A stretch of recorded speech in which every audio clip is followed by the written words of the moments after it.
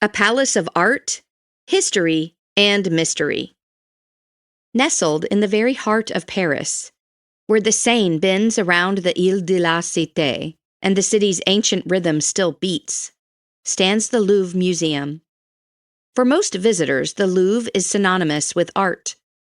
Mona Lisa's enigmatic smile, the serene beauty of the Venus de Milo, the soaring drama of Delacroix's Liberty Leading the People. It is the world's largest and most visited art museum, a cultural institution of unparalleled scope and power.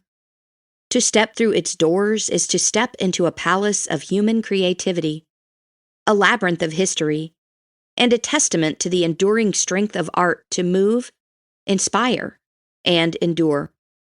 Each year, millions of people make the pilgrimage to the Louvre, filling its echoing galleries with footsteps and whispers, craning their necks to catch a glimpse of masterpieces they have seen countless times in books, films, or classrooms.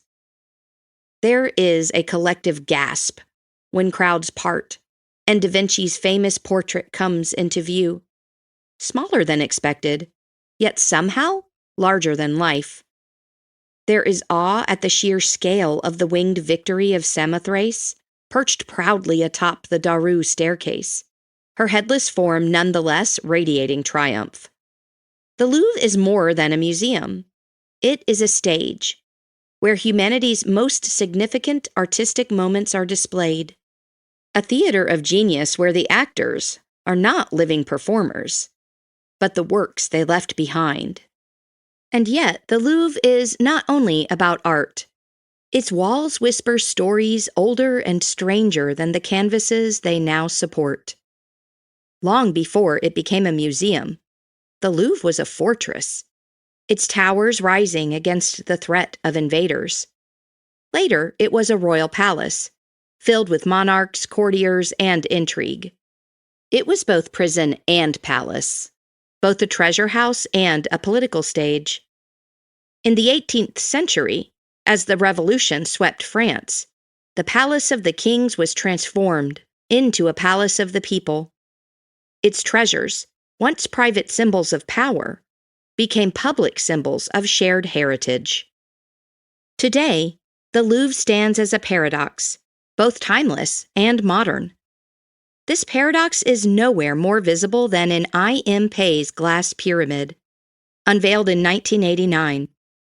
Rising out of the grand classical courtyard, the pyramid was at first controversial, a bold stroke of modernist geometry imposed upon Renaissance stone. Some Parisians decried it as a scar upon tradition. Others saw it as genius.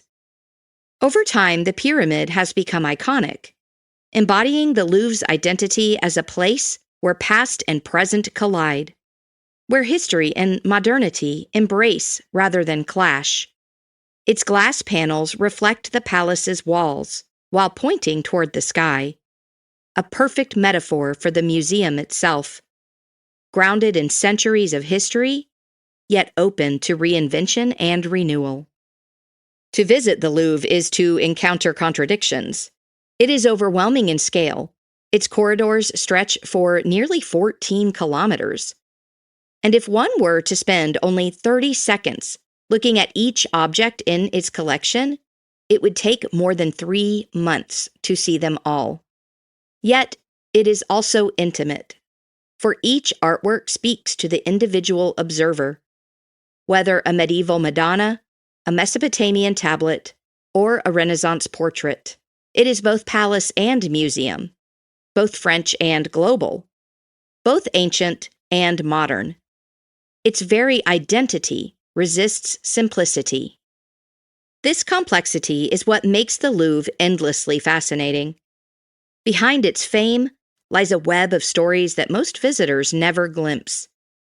The museum we see today is the result of centuries of transformation, of deliberate choices and accidental turns. Each gallery hides not only artworks, but also the echoes of power, conquest, and controversy.